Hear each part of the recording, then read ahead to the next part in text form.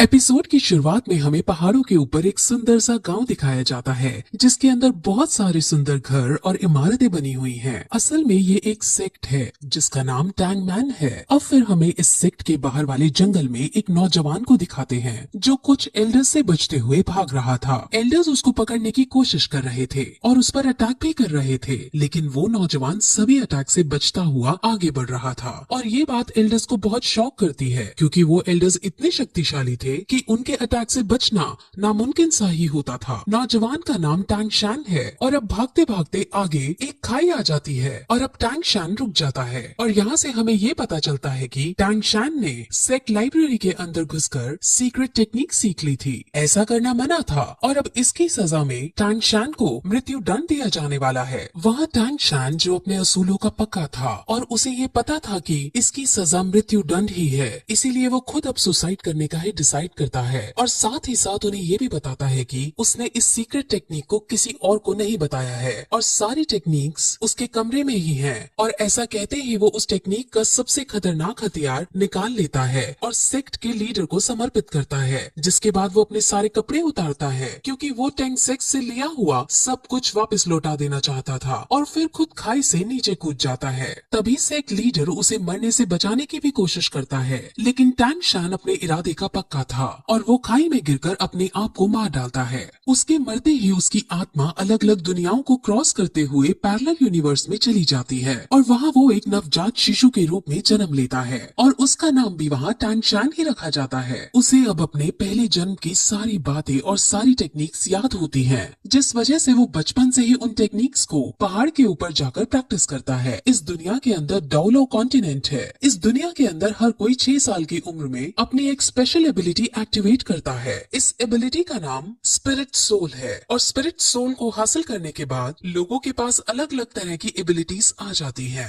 एक दिन जब वो पहाड़ से टेक्निक करते हुए वापस आ रहा होता है तो उसे पता चलता है कि इसी साल नए बच्चों की एबिलिटी जगाने के लिए एक स्पिरिट मास्टर उनके गांव में आ रहे हैं। इस स्पिरिट मास्टर का नाम सू यू ताओ है और ये रैंक 26 का स्पिरिट ग्रैंड मास्टर है। असल में यहाँ की कल्टीवेशन 1 से 100 में बनती है और इनमें 1 से 10 के रैंक वाले को ट्रेनी कहते हैं, 10 से 20 वाले को स्पिरिट मास्टर कहते हैं, 21 से 30 वाले को स्पिरिट ग्रैंड मास्टर कहते हैं, 31 से 40 वाले को स्पिरिट एल्डर कहते हैं और ऐसे ही इनके रैंक के अनुसार ये बनते हैं और इनके बारे में हमें अब आगे पता चलेगा। अब सब बच्चों की एबिलिटीज जगाने के लिए इस गांव का चीफ सारे बच्चों को इकट्ठा करता है। अब गांव के सारे बच्चे एक साथ इकट्ठा होकर एक बिल्डिंग में जाते हैं जहाँ पर स्पिरिट मास्टर एक एक करके उनकी एबिलिटीज को जगाता है।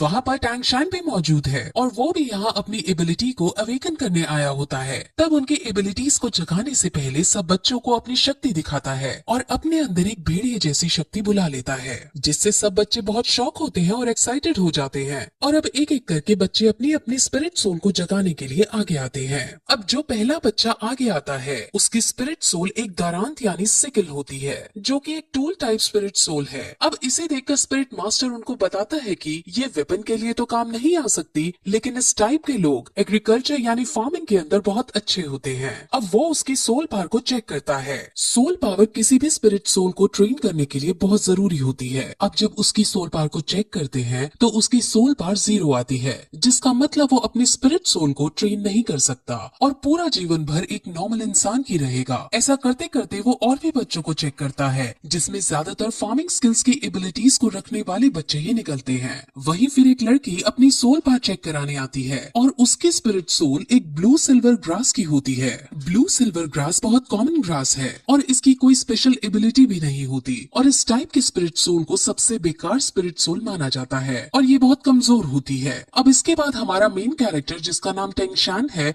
वो आगे आता है और अपना सीधा हाथ बढ़ाकर कॉन्सेंट्रेट करता है और उसके हाथ से भी ब्लू सिल्वर ग्रास बाहर आती है, लेकिन तभी उसके उल्टे हाथ में भी कुछ होने लगता है और वहाँ पर हमें एक हथौड़ा दिखता है जिसे वो मुंह बंद करके छुपा लेता है। अब इसके बाद स्पिरिट मास्टर टैंग शैन की सोल पावर चेक करता है और उसकी सोल पावर 10th लेवल पर होती है और ये बहुत रेयर कंडीशन होती है। असल में जिन लोगों की सोल पावर अवेकनिंग के वक्त फुल यानी 10th लेवल की होती है तो उन्हें बॉर्न विद सोल पावर यानी कि इनेट सोल पावर का दर्जा दिया जाता है और ऐसे लोग बहुत ही काम के होते हैं। ऐसे लोग बहुत ताकतवर बनते हैं और लाइफ में बहुत आगे तक जाते हैं। अब स्पिरिट मास्टर उसे बताते हैं कि अवेकन होने के बाद सोल पावर की 10th लेवल सबसे हाईएस्ट लेवल होती है, जिस पर अब टैंग शान ये पूछता है कि क्या हम इसके आगे नहीं जा सकते, यानी क्या इसके आगे ट्रेन नहीं कर सकते। जिस पर मास्टर उसे समझाते हैं कि इससे आगे ट्रेन करने के लिए हर 10th लेवल के बाद एक स्पिरिट रिंग हासिल करने की जरूरत होती है। स्पिरिट रिंग हासिल करने के बाद ही हम 10th लेवल से आगे बढ़ सकते हैं।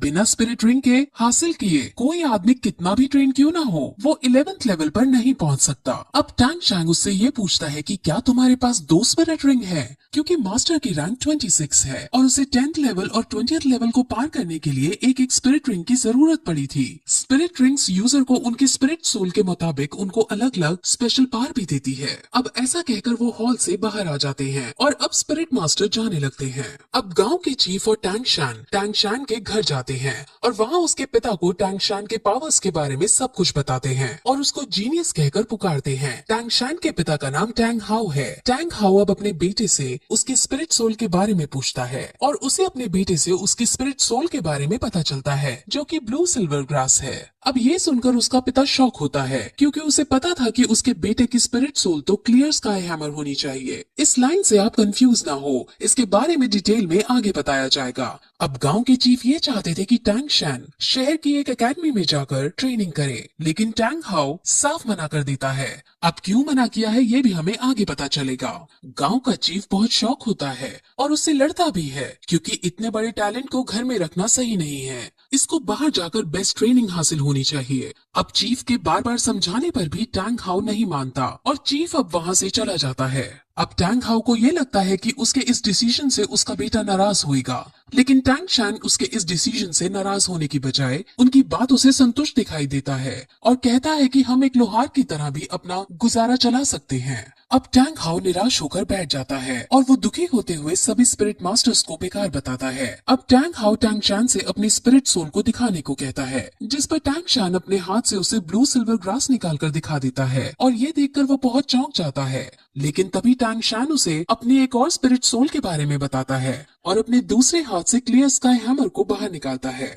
अब ये देखकर टैंग हाउ को कुछ याद आता है कि कैसे कुछ साल पहले वो और उसकी वाइफ कुछ लोगों से बचकर भाग रहे थे और उसकी वाइफ अपने पति और अपने बच्चे को बचाने के लिए खुद को सैक्रिफाइस कर देती है। और अब यहाँ से हमें पता चलता है कि उसकी वाइफ की स्पिरिट सोल भी ब्लू सिल्वर ग्रास होती है।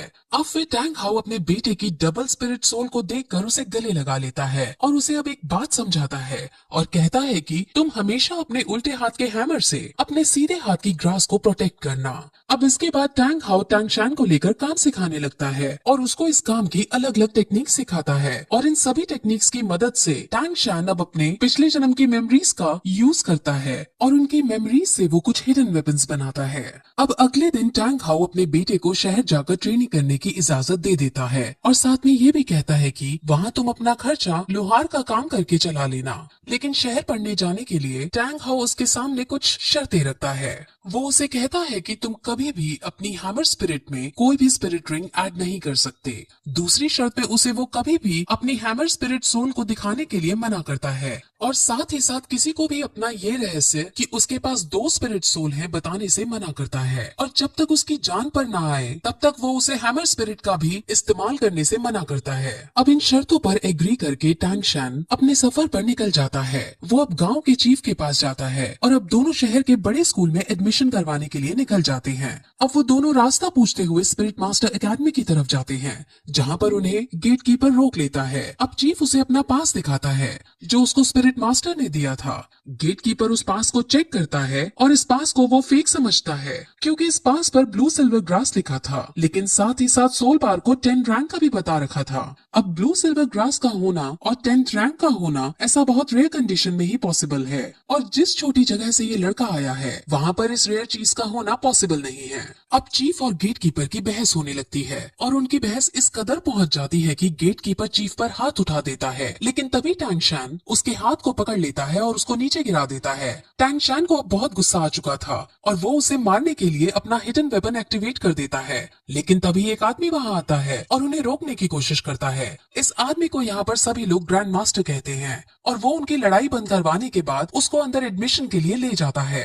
अब रास्ते में टैंग शान और ग्रैंड मास्टर कई तरह की बातें करते हैं, जिसमें ग्रैंड मास्टर अपनी आइडेंटिटी बताते हुए कहते हैं कि वो यहाँ का ग्रैंड मास्टर है और अगर टैंग शान ग्रैंड मास्टर से कुछ सीखना चाहता है तो वो उसको टीचर बुला सकता है। अब वो और भी बातें करते हैं और क्योंकि ग्रैंड मास्टर ने उसका एडमिशन पास देखा होता है तो वो उससे कहता है कि तुम बहुत इंटेलिजेंट हो और उसे ये भी बताता है कि पिछले 100 सालों के अंदर तुम तीसरे आदमी हो जिसके पास 2 स्पिरिट सोल हैं। ये सुनकर टैंग शान चौंक जाता है और अपने हिडन वेपन को फिर से एक्टिवेट करने के लिए रेडी हो जाता है। दरअसल वो ऐसा इसलिए करता है क्योंकि उसके पिता ने उसे कहा होता है कि उसकी 2 स्पिरिट सोल के बारे में किसी को नहीं पता चलना चाहिए और अब वो अपने इस खतरे को हटाने के लिए अपना हिडन वेपन एक्टिवेट करता है। लेकिन तभी ग्रैंड मास्टर उसे अब ये बताता है कि आखिर उसे इन सब के बारे में कैसे पता चला। असल में ग्रैंड मास्टर बहुत ज्यादा इंटेलिजेंट है और उसने पहले भी बहुत सारी रिसर्च कर रखी थी। उसमें उसे पता चला था कि दुनिया के अंदर ब्लू सिल्वर ग्रास वाली स्पिरिट सोल के सिर्फ 647 लोग हैं और उनमें से सिर्फ 16 के पास सोल पावर है और उन 16 की भी रैंक 1 से ज्यादा नहीं है।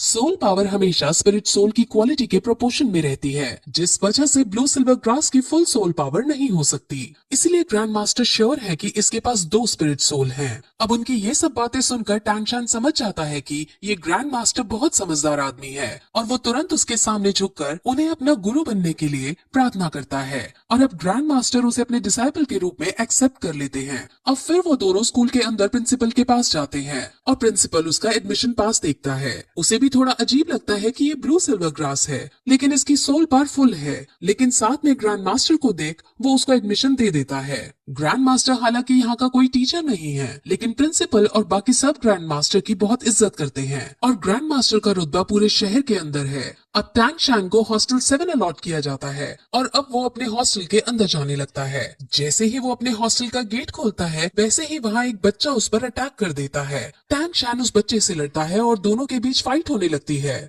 इस फाइट में टैंग शान आसानी से उस बच्चे को मात दे देता है और सब बच्चे टैंग शान के लिए ताली बजाने लगते हैं। अब फिर वो बच्चा खड़ा होता है और सम्मान पूर्वक उसे बताता है कि ये हॉस्टल का एक ट्रेडिशन है। यहाँ जो भी नया बच्चा आता है उससे यहाँ का बिग बॉस लड़ाई करता है और अगर वो नया बच्चा जीत जाता है तो उसे यहाँ का बिग बॉस बना दिया जाता है। अब क्योंकि टैंग शान जीत गया था इसलिए सब उसके सामने झुक जाते हैं और उसे अपना बिग बॉस कहने लगते हैं। और तभी फिर हम ये देखते हैं कि वहाँ एक नई लड़की आती है। उस नई लड़की का नाम लिटिल वू है और अब परंपरा के अनुसार टैंग शान इस लड़की पर अटैक कर देता है और फिर यही एपिसोड इस तरह खत्म हो जाता है।